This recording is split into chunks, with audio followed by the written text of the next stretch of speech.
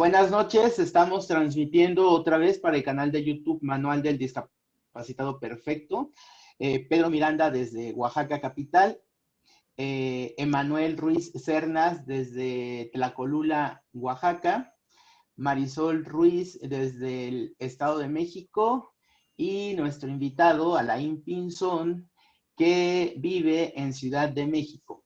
Y bueno, conozco a Alain a través de redes sociales, a través de amigos como Juan Pablo Caicero, Aldair Jiménez, que bueno, han sido personas que han estado vinculadas conmigo a través de llamadas telefónicas, mensajes y algunas entrevistas que hace 2 años realicé dentro de la Clínica Condesa en Ciudad de México con temas referentes al VIH y a los tratamientos profilácticos post-exposición, que en algún momento, en febrero del 2018, yo tuve que tomar por un contacto de riesgo que tuve. Y bueno, anteriormente a eso, pues uno de mis mejores amigos, yo creo que el mejor amigo que tengo, tuvo pues la enfermedad, tiene la enfermedad del VIH y pues actualmente está bajo tratamiento y está pues siguiendo pues con todas las cosas que le dicen en los médicos, padeciendo los desabastos que ha habido en México y en muchas partes del país, por no decir en todo el país. Y pues la razón de hablar ahora con Alain es justo pues, para conocerlo y para que nos diga pues todo lo que se pueda sobre los temas de VIH, tratamientos, SIDA, la vida y absolutamente todo. Alain, ¿puedes presentarte, decirnos quién eres, qué haces y contarnos absolutamente lo que tú quieras? Y si yo me equivoco, corregirme para seguir avanzando en la educación. Claro que sí. Bueno, mi nombre es Alain Pinzón, soy internacionalista y activista. Actualmente fundé y actualmente dirijo la ya organización de la sociedad civil Vive Libre. Eh, y bueno, pues hemos estado trabajando durísimo en medio de esta pandemia. Y también soy miembro del Consejo Ciudadano para VIH y ITS, miembro del Observatorio Nacional de Hepatitis C. Por ahí también soy miembro del Community Advisory Board del Hospital de Ciencias Médicas y Nutrición Salvador Subirán. Escribo también en el portal LGBT Homosensual y soy miembro de la Guía de Actualización Médica y Clínica de la Guía de Manejo Antirretroviral en el 2019 y en el 2020 también, que está, yo creo que ya semanas de publicarse, ojalá que sí. Ok. Oye, o sea, andas en el activismo total y rotundo y por lo que veo las 24 horas del día. Sí, las 24 horas del día, la verdad es que sí, yo muy contento, muy satisfecho también de todo el trabajo que hemos hecho, que seguimos haciendo, lo que seguimos logrando, de las personas aliadas que se siguen sumando y por supuesto de todas las personas con VIH que nos buscan y pues que se van con una solución al problema que traen, sobre todo en alguna institución de salud. Aquí como paréntesis, sí me gustaría como decir, el VIH no es una enfermedad. El VIH es un padecimiento crónico y como tal no hay una enfermedad. Ok, la enfermedad es el SIDA, no el VIH. Exactamente, es lo que puede generar una detección tardía o no tomar el tratamiento o tener infecciones oportunistas. Eso ya puede generar una enfermedad que puede ser derivada con enfermedades definitorias de SIDA. Ok, para los que nos están viendo y escuchando, Vive Libre, ustedes lo escriben VIHBE, o sea, las primeras 3 letras va implícito el VIH, ¿cierto? Sí, muy Ok, bien. ya, no es que te sigo en Twitter intenso y extenso, y son de las cosas que me llaman la atención y me gustan mucho, ¿no? Claro, la De intención es visibilizar el padecimiento, visibilizar el diagnóstico, visibilizar la problemática, pero sobre todo nuestro centro siempre es el que se hable en primera persona para poder ser parte de las soluciones comunitarias. Ok, ¿podemos saber cómo es que te involucras con los temas de VIH, de SIDA, con los temas de antirretrovirales y qué te lleva a fundar la OSC? Claro que sí, pues mira, a partir del 2015 yo estaba yo terminando mi tesis y tenía un trabajo así común y corriente como cualquier persona. Entonces, yo estoy diagnosticado desde el 2010, pero a las 2 semanas de haber empezado mi tratamiento, yo abandono el tratamiento y fue hasta 2015 que presento ya infecciones definitorias de SIDA como neumonía. También tenía por ahí un sarcoma y también tenía, pues ya todo el sistema respiratorio totalmente comprometido. Y a partir de eso yo voy a dar al Instituto Nacional de Enfermedades Respiratorias y al CIENI, que están prácticamente juntitos en las mismas instalaciones. Y ahí permanezco 45 días en coma inducido y otros 30 en recuperación. Médicamente y clínicamente yo no tendría que estar aquí, es decir, yo pues pasé bastantes complicaciones, muchos procedimientos pasé también en ese hospital. Entonces, a partir de ahí, de que yo salí, bueno, pues empezó también un camino bastante complejo, sumamente difícil, primero para la aceptación y el volver al tratamiento, la aceptación misma, el autoestima. Y a partir de eso, yo decido que, pues si ya estoy yo de alguna manera metido en el tema, tendría yo que comprometerme aún más. E inicio un proceso de profesionalización, tomando cursos, talleres, especialidad, diplomados y todo lo que viene después de la licenciatura, para yo poder tener las herramientas teóricas y pues epistémicas para lograr un activismo pues 360, ¿no? De alguna manera. Y eso también me lleva a fundar Vive Libre. A partir de ahí, pues comienzo ya el tema del activismo en materia de salud primero, porque no estaba yo listo para salir del closet del VIH. Y fue a partir del 2018, a finales del 2018, cuando yo públicamente me asumo como persona que vive con VIH en todos los espacios, poco a poco. Y bueno, pues a partir ya de 2019 fue eh, pues toda esta evolución, ¿no? De ser Alain, el activista, a ser el Alain, el activista que vive con VIH. Y por supuesto la fundación, bueno, pues en 2019, a mediados del 2019, yo inicio con un grupo de apoyo, primero pensando en mis propias necesidades que no estaban siendo cubiertas pues por ningún espacio, honestamente.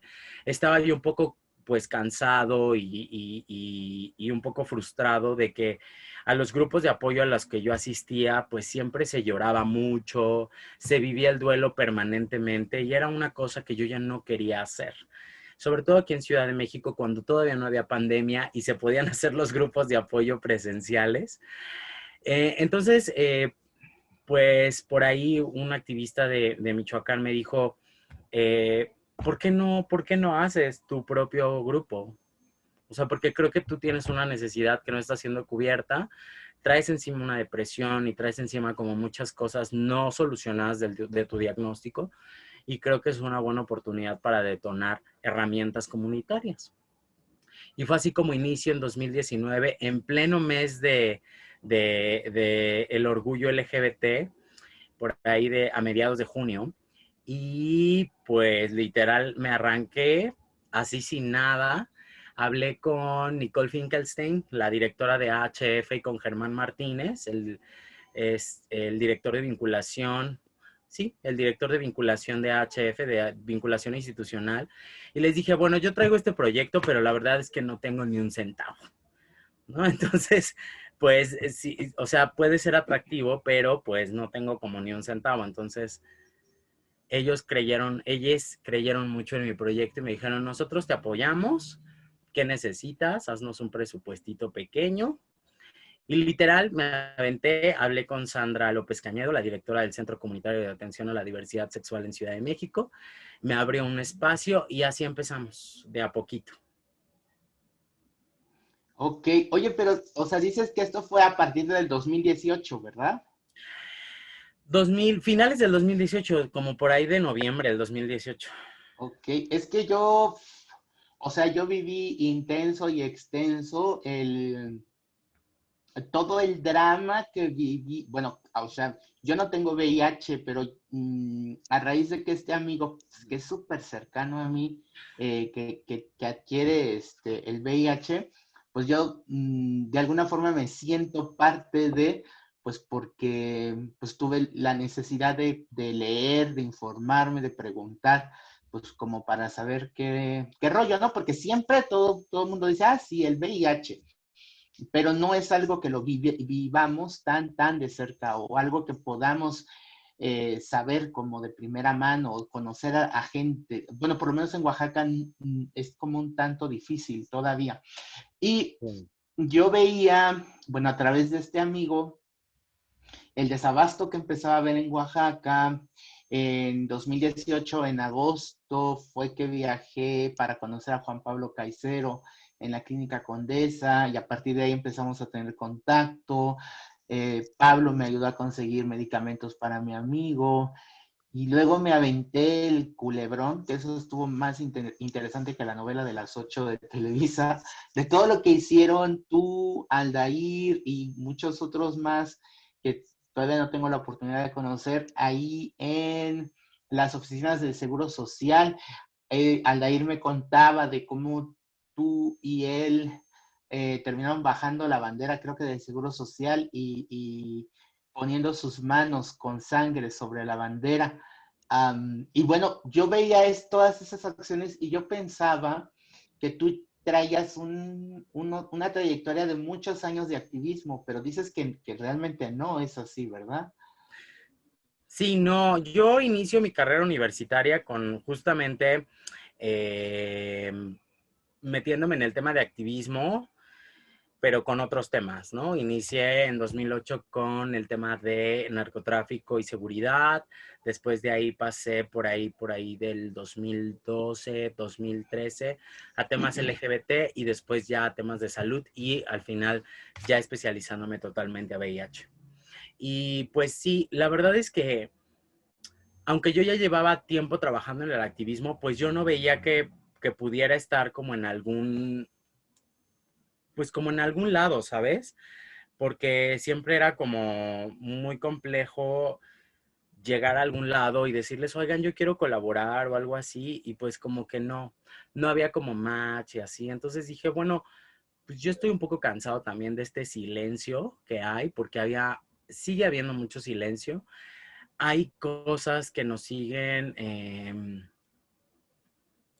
¿cómo decirlo?, limitando y violentando, sobre todo en las instituciones de salud, a las personas que vivimos con VIH. Y no solo ahí, sino también en las empresas, en la vida pública, en la vida política. Y pues yo no encontraba ninguna voz que dijera, oiga, oye, IMSS, ¿por qué está este desabasto, no? O, oye, Sencida, ¿por qué no pones orden en estas dos instituciones? ¿No? O por qué los derechohabientes del ISSSTE siguen estando tan olvidados y con procesos tan arcaicos. Entonces también me lleva a la protesta del IMSS, ya con el grupo de apoyo, porque en el mismo grupo de apoyo había mucha gente con desabasto, ¿no? Y también había muchas personas en ese momento que me decían, bueno, es que yo voy a mi unidad de salud y me tratan como chancla y me traen de aquí para allá con el sello, la vigencia y no sé qué. Todavía no había pandemia, entonces todo era como una dinámica sumamente compleja, aún más de la que vivimos ahorita. Entonces yo decía, bueno, pues, ¿qué hacemos, no? Porque no veo que nadie diga nada.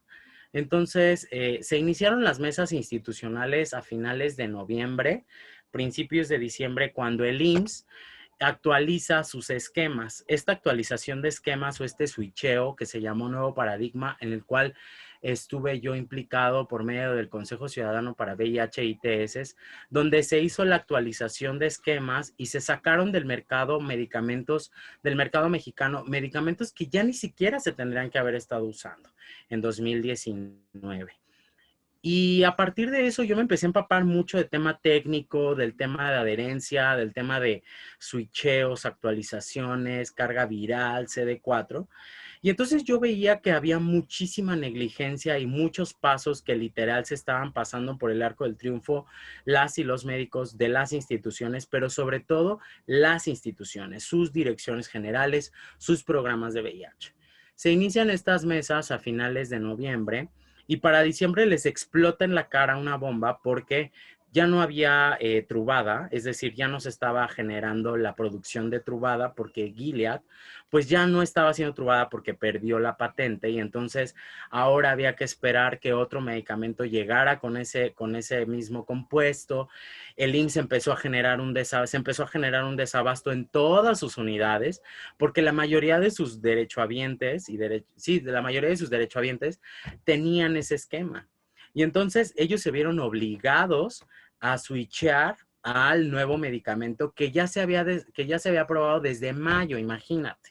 En Secretaría de Salud se aprueba desde mayo. Nosotros en ese mismo mes se convoca la mesa para la guía de actualización, que es una guía federal publicada por Censida y que además es obligatoria seguir, es como una guía base de las instituciones y de los médicos tratantes en materia de VIH, y el IMSS entra hasta diciembre y entra por un tema de desabasto de Truvada y por también un tema de desabasto de otros fármacos.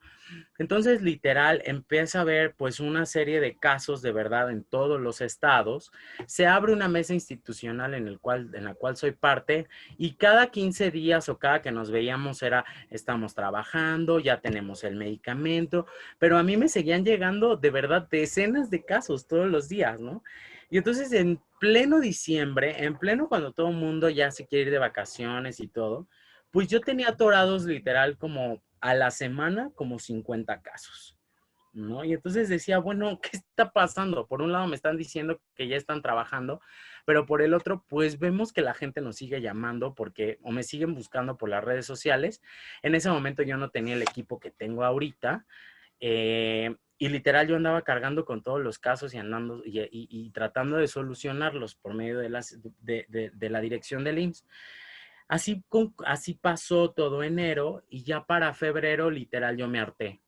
Yo me harté porque en cada mesa institucional era, estamos trabajando, ya compramos, ya hicimos, ya no sé qué, pero no había cambios, ¿no? No había cambios sustanciales, no había mejoras. Fue cuando yo decido, pues literal, hacer, junto con Pablo Caicero, al que quiero y adoro muchísimo, hablamos por ahí justo en su centro comunitario que tienen en La Condesa, y por ahí estuvo Marco Paled, a ver, muévanle aquí, muévanle allá, escriban esto, escriban el otro, porque pues él le sabe mucho al tema. Y iniciamos, ¿no? Toda esta situación, lanzamos la convocatoria. De inicio hubo otras organizaciones que estuvieron en la organización, pero al final pues nada más nos lanzamos dos y un colectivo que fueron Inspira, Ofender la Sociedad y Vive Libre. Yo convoco a todo mi grupo, la mayoría pues eran de Ciudad de México, pero bueno, pues algunos trabajan, tienen como horarios muy específicos. El chiste es de que a finales de febrero nosotros nos presentamos en las instalaciones del IMSS. Mi idea era cerrar las vialidades nada más y liberarlas a los minutos, ¿no? Era como un acto de visibilización y de desobediencia civil para que nos hicieran caso. Sin embargo, todo concurrió súper mal porque pues no había posibilidades de diálogo con la gente del IMSS. Salieron a dar entrevistas con todos los medios. Eran más medios que protestantes. Entonces, salieron a dar entrevistas y declaraciones que a mí en lo personal me hicieron rabiar. Y entonces dije, bueno, pues esto no se va a quedar así. Y inició una serie de cosas que culminaron en lo que terminó, ¿no? En toda esta protesta, muchos dicen violenta, otros dicen, pues muy aguerrida y todo. Yo la verdad es que pienso que fue una protesta y una un acto de visibilidad de toda la problemática. Ok, pero también, bueno, no recuerdo quién me había dicho que por parte de los trabajadores del seguro les decían expresiones, pues del tipo de, ahí vienen los idosos se están Sí, cortando. totalmente. Sí, totalmente. Y esos fueron los detalles que fueron que nuestra frustración y nuestro enojo fueran creciendo en medio de la protesta social, ¿no? Primero, el que gente del IMSS, tempranito, nosotros ya teníamos tomadas las vialidades, salieran a decir, muy guapísimos ellos en traje y en zapatillas, me acuerdo perfecto, a decir que éramos unos mentirosos, porque no había desabasto, porque había un abasto completo y era muy poca la gente que tenía desabasto, como minimizando a esas personas, ¿no? Entonces, cuando yo escuché eso, que estaba yo por ahí con el megáfono, inmediatamente pedí que me pasaran la pintura que habíamos llevado para llenar los globos que íbamos a aventar y se las rocié, así se las vacié encima de todos los reporteros a la gente que salió a dar las entrevistas. Y yo creo que ese fue el primer acto que a mí me dijo, tenemos que seguir con este tono porque estos no nos van a hacer caso, literal. ¿No? O sea, no hay una posibilidad de diálogo con gente que te llama mentiroso cuando llevas meses haciéndoles la chamba y solucionándoles problemas que les tocarían a ellos resolver, porque por eso les pagan, además no les pagan 2 pesos, ¿no? Y yo lo estaba haciendo gratis y decía, bueno, y ya me están diciendo mentiroso, pues entonces, ¿de qué se trata? Y después, por supuesto, ya cuando fue iniciando pues otro tono de la protesta, también esta situación, cuando empezamos por ahí a subirnos a una de las jardineras, Aldair y yo gritamos, porque ya traíamos pintura roja en las manos, que nos gritaban desde adentro, se están cortando los idosos. Y entonces Aldair y yo nos volteamos a ver así como de, no, no creo que hayan dicho eso, ¿no? Pero de verdad, o sea, en ese momento Aldair y yo teníamos como una comunicación sin hablar. Y entonces dijimos, no, güey, sí nos acaban de decir sidosos, porque además lo repitieron. Y entonces ya ahí fue como la culminación de nuestra frustración y de nuestro enojo y empezamos a hacer todos los destrozos que hicimos. Ya, que al final yo, bueno, no sé tu punto de vista, pero según yo está súper bien porque estás exigiendo tu derecho a la vida. El derecho a la vida, el derecho al respeto, pero sobre todo el derecho a la dignidad humana, ¿no? O sea, respeta mi dignidad humana. ¿Por qué? Porque las personas con VIH para sobrevivir necesitamos de muchos factores, pero uno de ellos es el medicamento antirretroviral en tiempo y forma. Cuando una institución de salud pública te dice, no tengo el medicamento, no nada más está comprometiendo tu salud física, sino en ese momento también está comprometiendo tu salud mental y tu adherencia al medicamento. Y eso es lo que no ven las instituciones. Cuando en la farmacia del hospital o de la unidad te dicen, no tengo este medicamento, ven la próxima semana. Y tú ya no tienes pastillas para seguir tomando. Si todos los días nosotros tenemos citas, bueno, las personas que vivimos con VIH tenemos citas y tenemos la información de que un medicamento antirretroviral te va a hacer indetectable y va a mejorar tu calidad de vida, ¿no? Y va a hacer que no transmitas el virus, como si no tuvieras nada cuando estás indetectable. Pues entonces, cuando no tienes el medicamento, ¿qué te quitan? Todas esas posibilidades que te da el medicamento. Y entonces viene también una serie de problemáticas mentales, sentimentales, que de verdad te hacen pararte, ¿no? O sea, te hacen pausar todo y decir, a ver, ¿qué hago? Si lo que me está manteniendo con vida y lo que me está manteniendo sano y saludable no lo estoy tomando, ¿qué opciones tengo? Y todo ese ir y venir mental, por supuesto que te desgasta, ¿no? Entonces creo que es lo que no se alcanza a dimensionar desde las instituciones de salud pública. Cuando hay desabasto, cuando te dicen no hay este medicamento, llega mañana, llega la próxima semana, háblame después, o simplemente te ponen un sello de sin existencia y hazle como quieras, literal nos están poniendo en un problema no solo físico y médico, sino también mental. Y ese es el más importante, ¿no? Y creo que eso no se dimensiona. Sí, yo, bueno, creo que justo la parte mental es muy fuerte, ¿no? Porque con este amigo de aquí de Oaxaca, pues él me dice que va, viene, sube, recorre todo el seguro social y es literal ir recolectando papeles y firmas y sellos de sin existencia. Y así llega a la farmacia y lo ven y le dicen no hay. Y a eso, ese recorrido lo tiene que hacer cada que va a recoger medicamento, ¿no? Entonces sí, pues muchas veces me toca a mí vivir el estrés que vive él, porque me cuenta como este problema que es cuando no hay medicamento. Por ejemplo, ahorita aquí en Oaxaca, ahorita en enero 25, 2021, llevan meses sin hacer el conteo viral por la Sí, cosa supuesta de la pandemia, ¿no? fíjate que hay dos cosas. En medio de la pandemia, nosotros hemos visto dos problemáticas que son rebasantes las dos y muy serias. La primera es que los servicios de salud en este momento están absoluta y totalmente rebasados. Totalmente rebasados. Y hay un detalle que se nos olvida y que hay que tener en cuenta. En México, las personas, no sé, me imagino que también en los demás países, pero no podría hablar de esa experiencia porque no vivo en otros países ni he estado. Pero la experiencia de México es, tu médico o tu médica que te lleva el seguimiento virológico es infectólogo o infectóloga. Son los mismos médicos infectólogos e infectólogas las que están llevando la pandemia de COVID. Y entonces no hay médicos posibles para que atiendan COVID y VIH. Sin embargo, en muchas instituciones, y voy a poner de ejemplo la Clínica Especializada Condesa y el CIENI, están generando estrategias para no abandonar a los usuarios, ¿no? ¿Como cuáles? En Condesa y en CIENI, los dos de Secretaría de Salud, y ahorita voy a poner el ejemplo del ISSSTE, eh, están generando estrategias para dotar, por ejemplo, de medicamento adelantado de meses a sus usuarios, ¿no? En CIENI, por ejemplo, dependiendo qué medicamento tomes, te dotan hasta de 4 meses adelantados. Es decir, yo voy hoy y me dan febrero, que ya se viene, marzo, abril y mayo.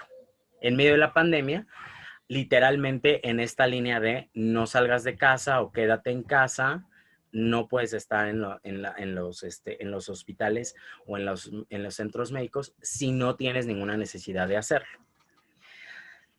Y en la Condesa igual, ¿no? Están dando medicamento adelantado, pero también igual en CIENI están generando estrategias, por ejemplo, de teleconsultas.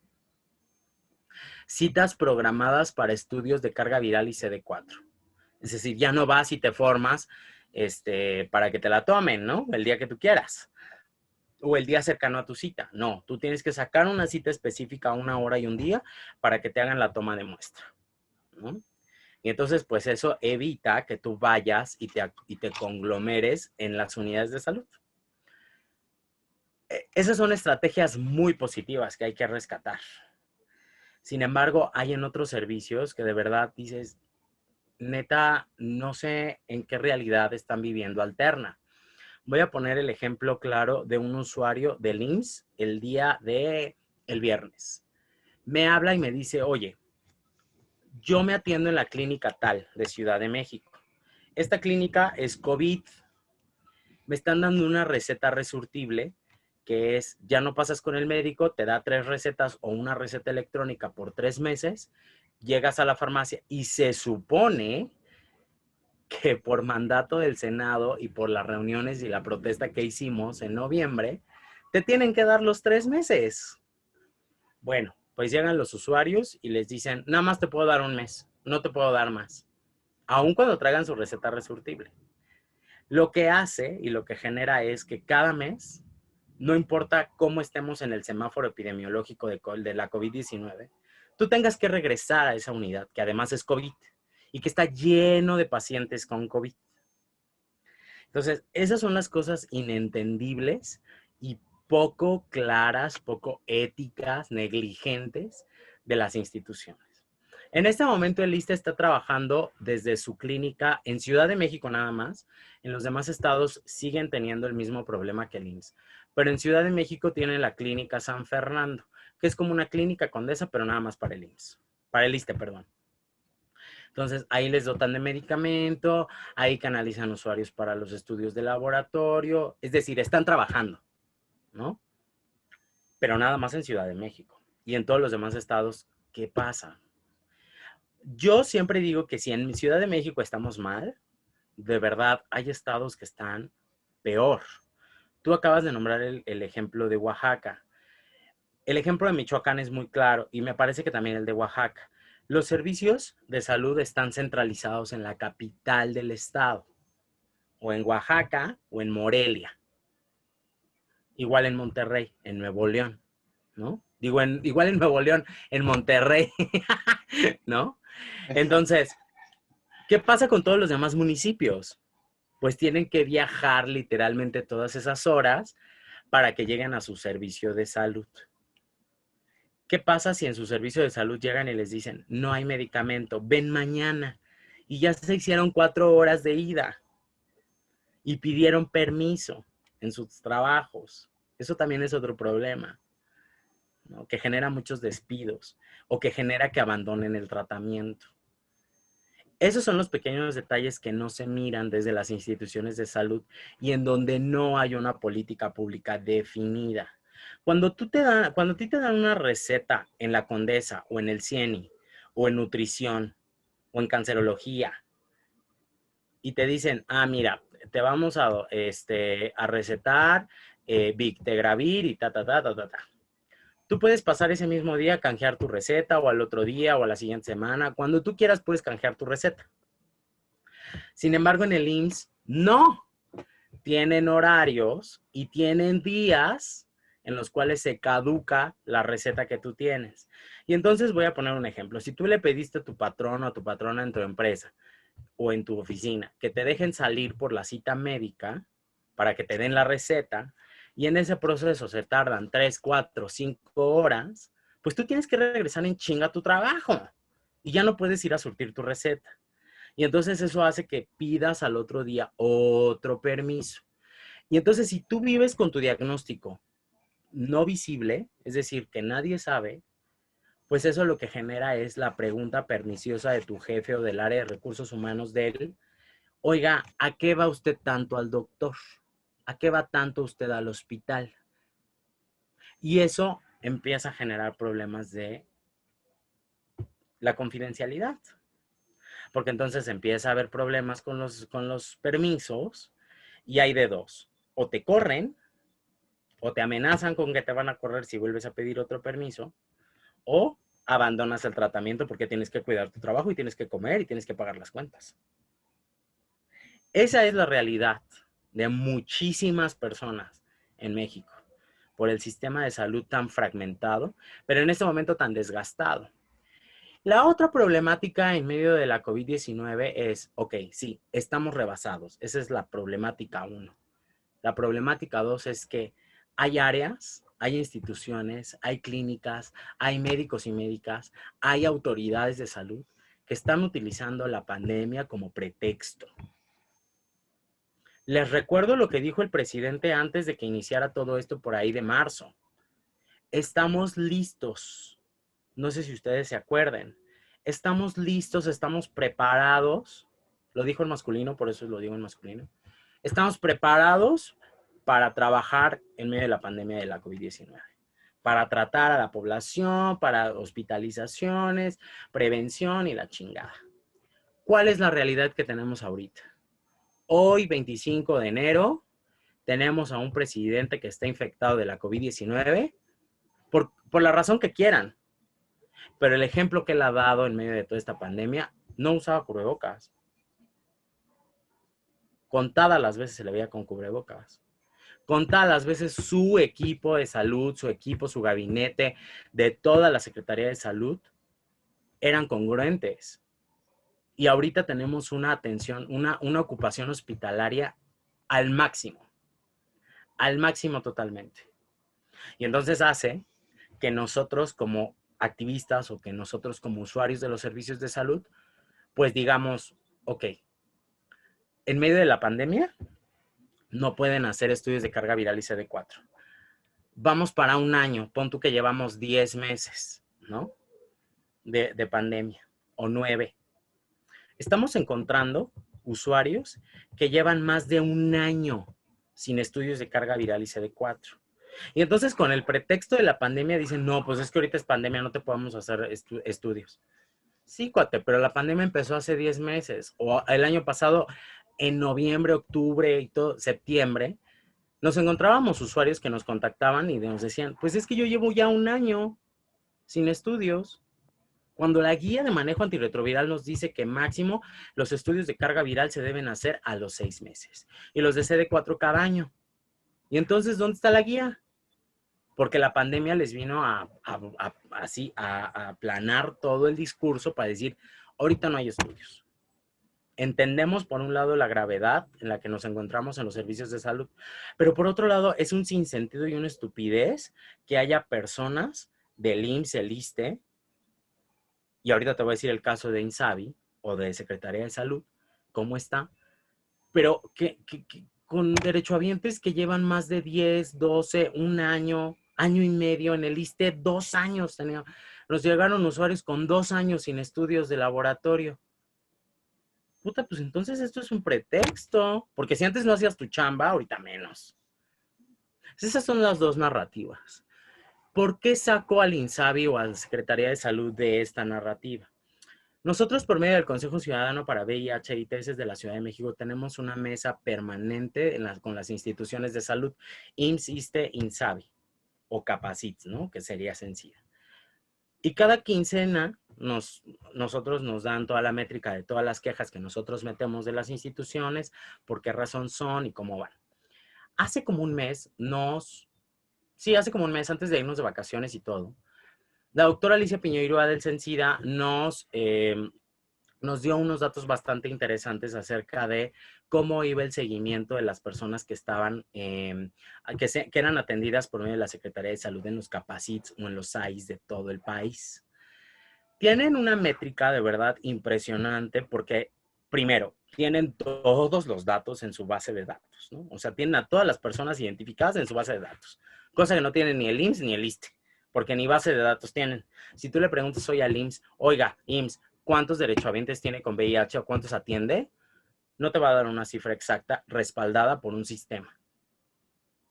Y el ISSSTE igual. Están trabajando en el aire, estadísticamente. Pero el INSABI, por medio de la Secretaría de Salud y CENSIDA, la doctora Alicia Piñero nos dijo, bueno, nosotros tenemos una métrica así. Tienen de verdad ubicados hasta el porcentaje de usuarios indetectables que tienen a nivel nacional. El nivel, por ejemplo, de a cuántos se les ha hecho estudios de carga viral y CD4 y cuántos faltan. La temporalidad hace 6, hace 7, hace 8 meses. Y de verdad tienen unos números que, mis respetos. Porque además son la institución que más usuarios tiene. El INSABI atiende a más de 90,000 personas con VIH. La Secretaría de Salud por medio de los Capacits y los SAIS. El IMSS calculamos aproximadamente entre 40 y 50. Y el ISSSTE no atiende a más de 15. Pero entonces vemos que la institución, que fíjate, o sea, yo siempre veo una disparidad en ese discurso. Los derechohabientes del IMSS y el ISSSTE todo el año están inyectando dinero a estas instituciones, al IMSS y al ISSSTE, por medio de sus contribuciones quincenales o mensuales, ¿no? Porque se les descuenta de sus salarios. Es decir, todo el año están inyectando dinero al IMSS y al ISSSTE. Las personas que no tenemos salario fijo y que no estamos aseguradas, y muchos de ellos no tienen trabajo o no tenemos trabajo, pues no aportamos absolutamente nada a la Secretaría de Salud. Y curiosamente somos los que mejor estamos en tema de atención y seguimiento y control y dotación de medicamentos. Mientras que los usuarios de IMSS y ISSSTE que están continuamente descontándole sus contribuciones mensuales o quincenales, tienen una bola de broncas horrendas que muchos incluso han pues renunciado a sus trabajos, porque por ley les dan la seguridad social. Tú no puedes renunciar a la seguridad social porque es una ley. Y el patrón estaría rompiendo esa ley si no te inscribe al seguro social, ¿no? Entonces, ese es un gran dilema en medio de la pandemia de la COVID-19. Ok. Oye, ¿y qué pasa con los hospitales del Ejército y Pemex? Porque ya hablamos del INSABI, ya hablamos del ISSSTE, ya hablamos del IMSS. Otra bola de tarados. Sedena, Semar y todas las unidades que atienden a los trabajadores del Estado, ¿no? Por ejemplo, ISEMIM, ISTEP, ISTEI, ISTEP que es de Puebla, ISTEI de Yucatán, ISTESON de Sonora. Todos estos son unidades que no pertenecen al ISSSTE. Así se llaman, ISTESON, ISTEI y SEMIM. Pero son unidades de salud que atienden a los trabajadores del Estado. Y todos ellos tienen un director. No sé si el gusto, no sabría decirte si el gusto, pero la verdad es que están en una situación hasta hace unos meses totalmente deplorable. A partir de que les empezamos a mandar bastantes casos, sobre todo de ISTESON, ISEMIM, ISTEI e ISTEP, se han puesto medio las pilas, porque por medio de Censida, que también medio se anda poniendo las pilas, pero a veces sí, pero a veces no, iniciaron también ya como esta presión de, a ver, pongámonos en orden, actualicemos el esquema de todas estas unidades. Y bueno, en Pemex, que de verdad es una desgracia esta institución de salud. O sea, el servicio de salud que les provee a los trabajadores de Pemex es horrendo, de verdad. Nos llegan muchísimos usuarios y usuarias con problemáticas de, es que no tomo mi medicamento desde hace 2 meses. ¿Qué? No mames, ¿cómo 2 meses? ¿En dónde te atiendes? Pues por medio del servicio de salud de Pemex. Puta. Pues entonces tenemos que hablar con Censida para que Censida hable con la directora de atención médica de Pemex. Y entonces solamente así se pueden, pues medio solucionar las cosas. Están totalmente abandonados porque ni siquiera actualizados del esquema están. Eso es lo más grave que nos hemos encontrado. También por ahí hay otros servicios de salud aparte, como son, pues no sé, últimamente nos buscan usuarios que se atienden de forma privada, porque tienen un seguro de gastos médicos mayores o porque de plano no se quieren atender en las instituciones de salud. Y lo que hemos visto también es que, pues es un negocio muy grande. Entonces, al ser una institución privada, pues cobra de verdad todo carísimo. Y nos hemos encontrado usuarios que pagan por un mes de medicamento más de 20,000 pesos. Y eso pues no está nada regulado. Por lo menos no se ve regulado, ¿no? Porque si está regulado, puta, pues qué regulación tan ojete tienen. Porque no es posible que una persona esté desembolsando 40,000, 30,000 pesos al mes, ¿no? Porque aparte súmale los estudios de laboratorio, las consultas médicas, si tiene algunas otras comorbilidades, pues ya es una bronca, el servicio psicológico, es decir, puta, está bastante complicado atenderse en el servicio médico privado. Pero bueno, habrá quien sí lo pueda pagar. En sí, lo que yo veo, el problema no radica tanto en las instituciones. El problema radica en la voluntad política o no que tengan las autoridades, ¿no?, de estas instituciones. A partir de que nosotros hicimos este desmadre en febrero afuera de las instalaciones del IMSS, mejoraron sustancialmente sus procesos. Sin embargo, sigue habiendo muchos problemas. ¿Que tardan menos en resolverlos? Sí, pero sigue habiendo muchos problemas. En el ISSSTE, a partir de que se generó la clínica San Fernando, la verdad es que antes era un fuerte con el cual no sabíamos ni con quién hablar. Y a partir de hace bastantes meses, al inicio de la pandemia, se inició también con pues con una comunicación bastante directa en beneficio de las y los derechohabientes del ISSSTE.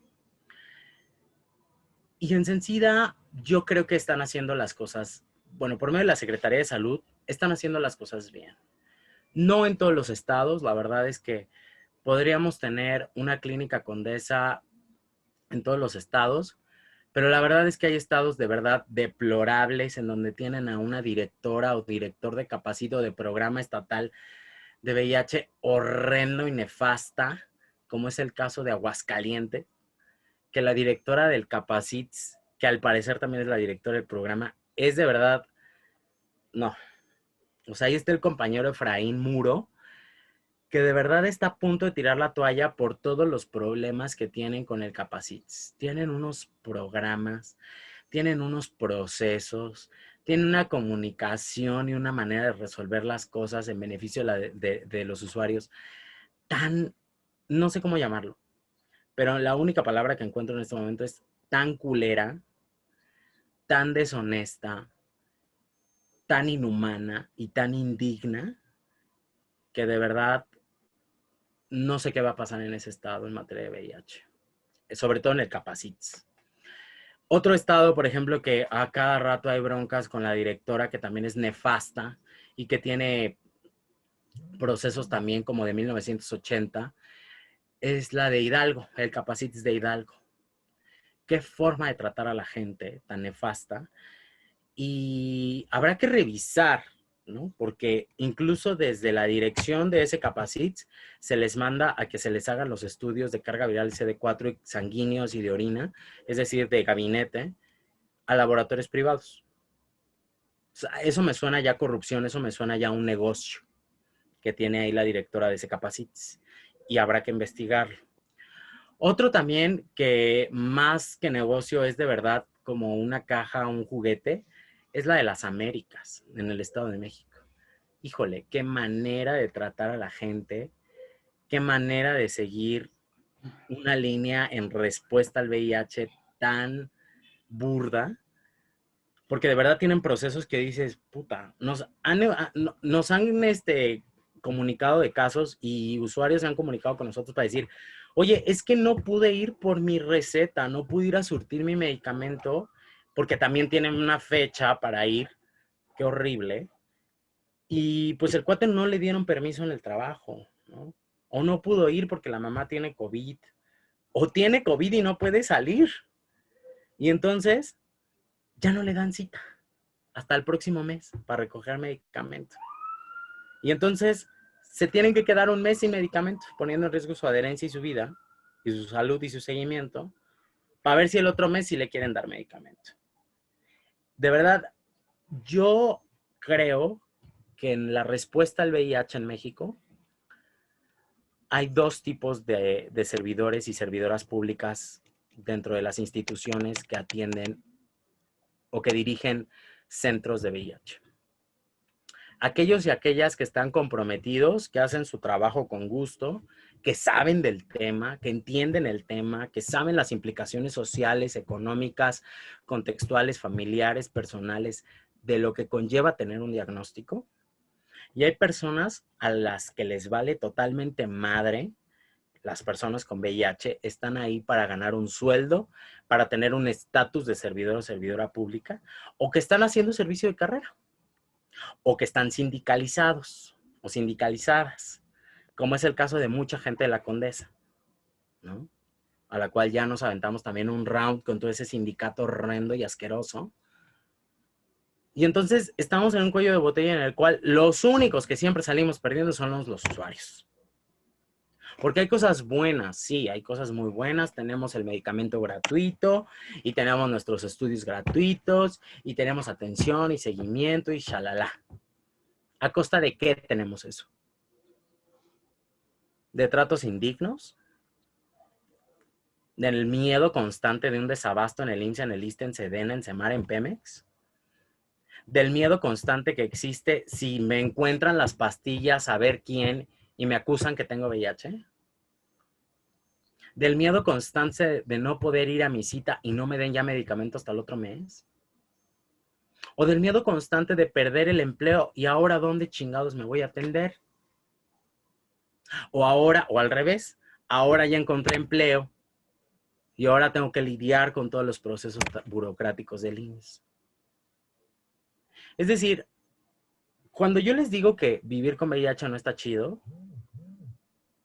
porque yo luego leo a mucha gente decir, qué felicidad con el VIH, sobre todo en Twitter luego encuentro unas cuentas que digo, sí, o sea, está chido pues, ¿no? Levantarle el ánimo a la banda, pero no le mintamos a la gente. Vivir con VIH es mucho más complicado que tener un diagnóstico. Es mucho más complicado que ir al médico o tomarte una pastilla todos los días. Va mucho más allá de eso. Y con todo eso nosotros tenemos que seguir caminando. Por eso siempre el lugar en donde yo posiciono mi discurso es, todo esto está embarrado de mierda. Tenemos que empezar a limpiarla. Y así tenemos que caminar. Y así tenemos que avanzar. Y así tenemos que seguir trabajando. Y así tenemos que seguir viajando. Y así tenemos que seguir agarrando becas. Y así tenemos que salir y viajar y soñar y tener metas y trabajar. Así. Porque no se trata de decir que todo es bonito. Porque no lo es. Se trata de hablar de la realidad que estamos viendo y que tal vez mucha gente dirá, pero yo no lo vivo. A mí me tratan súper chingón en el IMSS. ¡Qué bueno! Ojalá no seas la excepción y seas la norma. Pero yo no me tuve que esconder de mi familia y me aceptaron. ¡Qué chingón!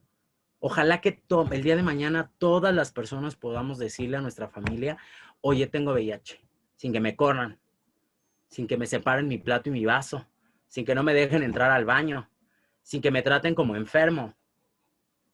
Ojalá el día de mañana podamos decir, tengo trabajo y también tengo mi servicio de salud normal, al corriente.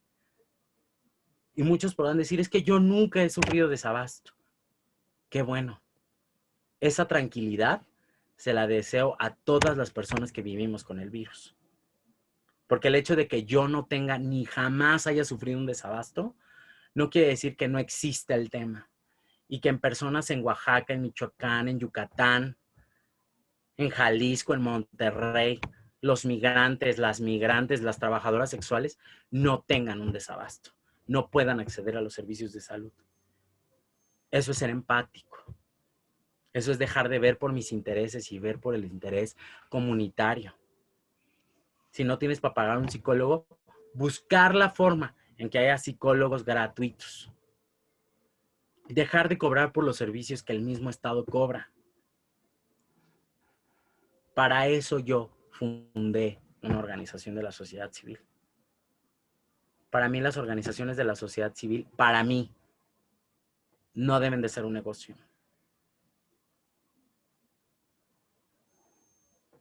Y así caminamos.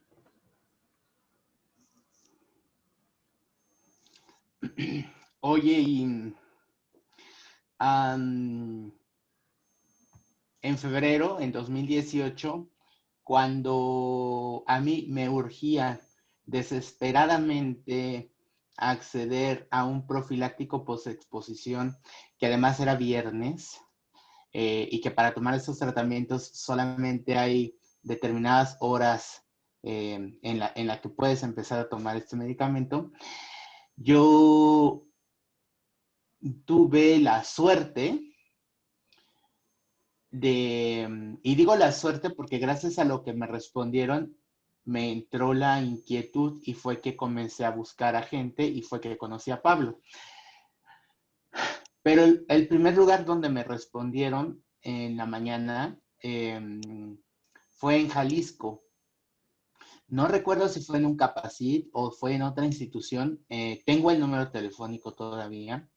Pero cuando pregunté cuál era el proceso para poder accesar a los tratamientos profilácticos post-exposición, la señorita que me respondió, lo primero que me dijo antes de preguntarme si era hombre, si era mujer, si era gay, si era bisexual o lo que fuera, fue, a los homosexuales no se les da el profiláctico post-exposición porque los homosexuales se excitan cuando tienen sexo con personas con SIDA.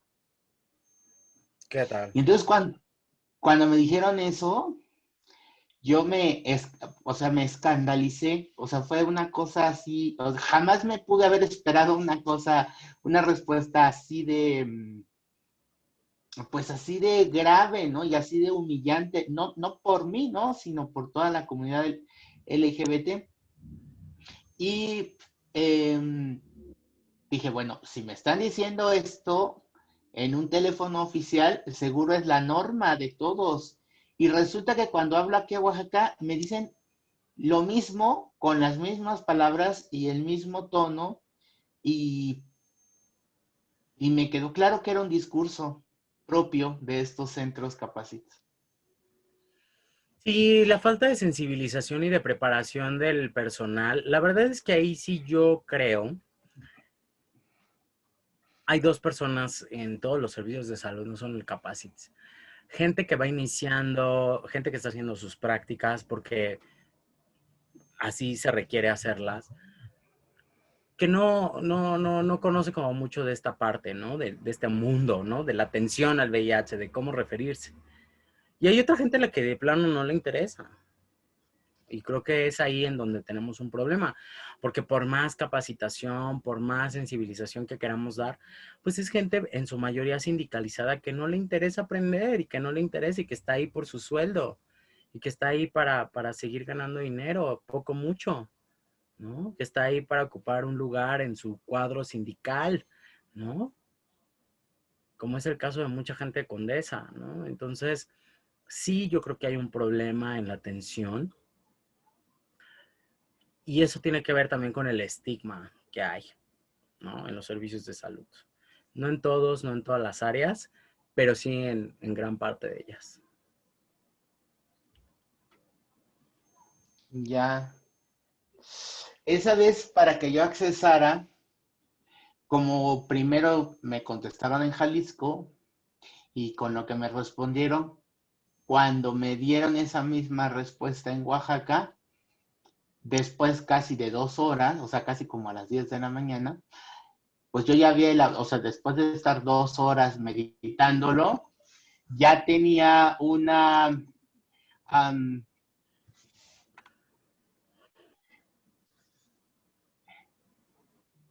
tenía ya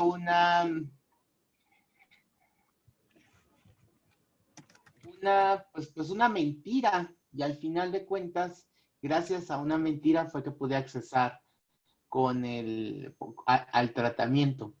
Eh, es una norma, es normal entre los pacientes eh, con VIH o con SIDA tener que mentir para accesar a los medicamentos. Yo creo que los procesos burocráticos y la tramitología es la que nos ganan muchísimo en los servicios de salud, porque no van apegados a las necesidades que tienen que cubrir de una persona con VIH.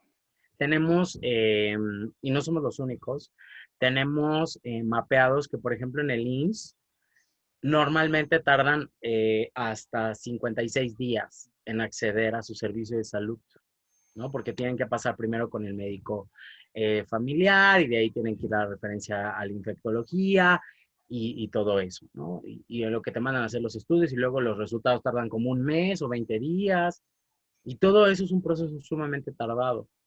Sin embargo, hay en otros servicios de salud, vuelvo a poner el ejemplo de la Condesa, en donde en 15 días a más tardar tú ya estás iniciando tratamiento, desde que llegaste a la Condesa la primera vez. Entonces, y hay por supuesto casos que en mucho menos, ¿no? En 8 días, si ya vienen de otra institución con medicamento y todo, pues igual todo eso es sumamente importante para darle seguimiento. Y la atención o el trámite se reduce a menos de una semana en ocasiones. Entonces, sí creo que tiene que ver con voluntad política, con dejar de poner sus trámites y sus procesos antes que la atención y las necesidades de las personas con VIH. Ok. Oye, Alain, y ya para ir cerrando, eh, bueno, quiero que al final tú cierres bueno, con lo que quieras decirnos, pero quiero quiero que nos expliques, para los que no saben, qué significa indetectable es igual a intransmisible. Y después de eso, pues cierras. Claro que sí, muchísimas gracias. Pues esta frase de indetectable es igual a intransmisible, creo que, bueno, primero les voy a decir qué significa. Cuando tú inicias tratamiento antirretroviral, eh, yo creo que en algunos casos tardan meses, bastantes, otros poquitos, 6, 3, 9, dependiendo de cada persona. Pero si tú eres disciplinado, disciplinada con tus tomas, te tomaste tus laboratorios, sigues tus citas médicas, llevas una vida pues saludable como todo mundo la tenemos que llevar, ¿no?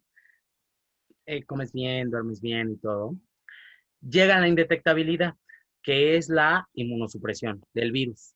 Es decir, tú sigues viviendo con VIH, pero la carga viral que tienes en la sangre, es decir, todas el virus en la sangre tiene tan pocas copias que ni siquiera una máquina clínica, una máquina de laboratorio puede detectarlas.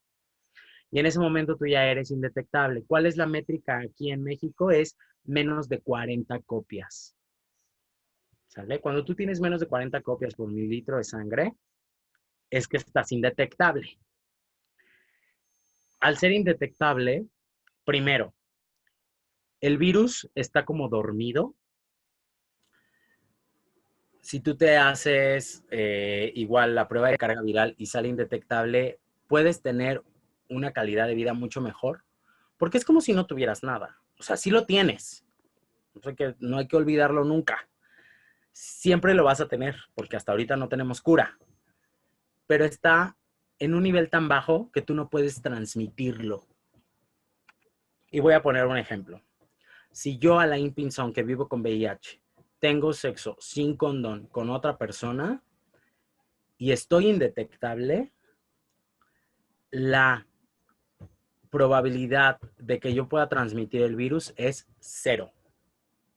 Científicamente hablando, yo no puedo transmitir el virus por esta cantidad tan baja de copias que tengo por mililitro de sangre. ¿Sale? Por eso es tan importante tener adherencia al tratamiento. ¿Y qué es la adherencia? Tomar tu pastilla todos los días. Cuidarte, dormir bien, comer bien, ir al psicólogo, ir a terapia. Entonces, la indetectabilidad nos va a dar la probabilidad de que tú vivas una vida tan tranquila y tan tradicional como cualquier otra persona. Y tú no puedes transmitir el virus. La indetectabilidad es un medio de prevención también. Mientras más personas indetectables haya, menos se va a transmitir el virus.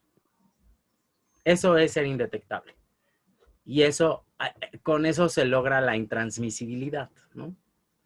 Que tú seas indetectable quiere decir que tú no puedes transmitir el virus científicamente. ¿Qué sustento tiene esto? El estudio científico Partner 1 y Partner 2, lo pueden buscar en internet, bájenlo, es un PDF bastante completo, viene creo que en varios idiomas, pero léanlo, de verdad, para poder entender la realidad del VIH cuando está en estado indetectable. Y por último, a mí me gustaría decirles, sobre todo a las personas con VIH, si abandonaron su tratamiento, si acaban de recibir su diagnóstico, si recibieron su diagnóstico y aún están indecisos si ir o no ir al Capacit o a su centro de salud por tratamiento, vale la pena. De verdad, háganlo. En ocasiones nos castigamos demasiado, en ocasiones es complejo, es difícil, pero dejemos de castigarnos. Vale la pena vivirnos plenos, vivirnos tranquilos, vivirnos saludables, vivirnos indetectables. Vale la pena seguir con nuestras vidas lo mejor posible. Esa es nuestra única responsabilidad. Seguir con nuestras vidas, con VIH o sin VIH, de forma indetectable o aún no indetectable, es importante que sepan que no están solos o solas, que hay un montón de grupos de apoyo, que hay organizaciones que estamos trabajando para que no se sientan solos, haciendo comunidad, y de verdad que un diagnóstico no los defina y no los detenga nunca. Muchísimas gracias. Agradezco a Pedro, a Emanuel, a Sol la invitación y muchísimas gracias. Ahí están mis redes sociales en mi perfil, Alain Hu, en Twitter y en Instagram. Me pueden echar mensaje, lo que necesiten, les podemos apoyar. Y muchísimas gracias. Pues te agradezco mucho, Alain, y ojalá más adelante puedas tener otra conversación con nosotros. Digo, el tema es amplísimo. A mí me siguen quedando dudas y más ganas de saber y de compartir información, pero pues nos organizamos y te agradezco muchísimo el tiempo y todo lo que haces a través de redes sociales por todos los amigos que tienen VIH. No, hombre, gracias de verdad a ustedes. Cuídense muchísimo. Y bueno, pues ahí estamos, siempre trabajando, echándole muchas ganas, haciendo comunidad desde Vive Libre, visibilizando los problemas, pero también encontrando soluciones. Un placer. Ok, igualmente, cuídate. Hasta pronto, que estén muy bien. Un placer. Igual, bye. Bye. Manual del discapacitado perfecto. Dirección, Pedro Miranda. Asistente de dirección, Marisol Ruiz. Diseño y animación, Andrés Milán Lara. Edición por Emanuel Ruiz Cernas. Canal de YouTube, Manual del discapacitado perfecto. Enero 2021.